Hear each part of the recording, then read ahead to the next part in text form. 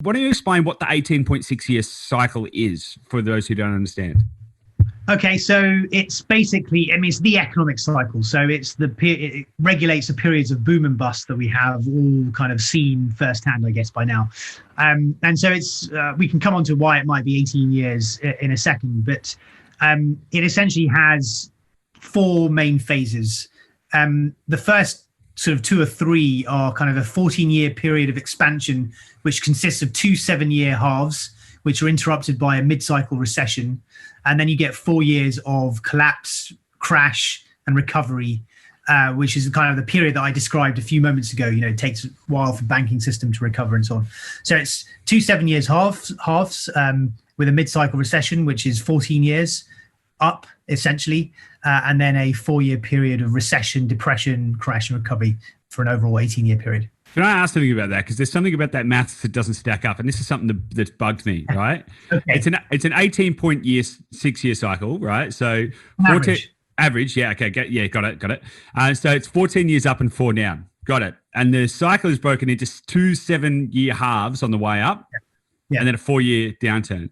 But in the middle, there's a mid-cycle slowdown, which is 12 months to 24 months or whatever the case may be.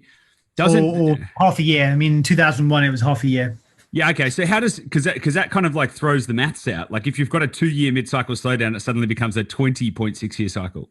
Well, I mean, look, there are some examples where maybe the cycle was a bit longer and a bit shorter, but it averages out there's not much variation in that, but it does average to about 18 and a half years. But it's not always the case that each 7-year expansion is always exactly 7 years. Sometimes it's a bit shorter. Sometimes you might find, even though overall both of them together are 14 years, maybe the first half is 8 years and the second half is 6 years. So you wouldn't necessarily get your Swiss watch and set it exactly to 18.6, but you should know that there's actually very little variation around those different dimensions. Yeah, I guess very little in the quantum scheme of things. Very little, like very little when you talk. It could be a 6-month variation, it could even be a 12-month variation, but over the context of. If you were told in 2012 that look, you've got sort of 14 years of things looking pretty good, and it might end up being 13 and a half or 15. I think you'd be fairly happy with those odds. I agree. We're splitting hairs. Okay, so do those different, because it's not just 14 years straight up. We said that there's a mid-cycle slowdown. What are the characteristics of the different phases? Because as I understand it, the first 7 years is very different to the second 7 years, and in the middle is obviously very different to both of those 7 years. And then what happens in the end? What are the characteristics of each of the phases? Well, the first half, we're always looking backwards. We've just gone through the financial crisis, that of the end of the previous cycle.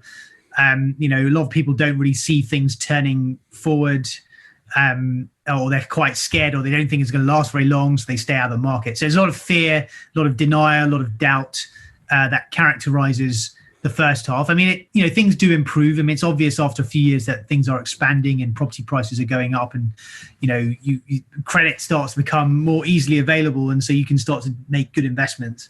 But it's not outlandish, euphoric, frenzied activity that you've seen in the second half of the cycle. So that the first half starts slowly, tends to be a bit slower than the second half.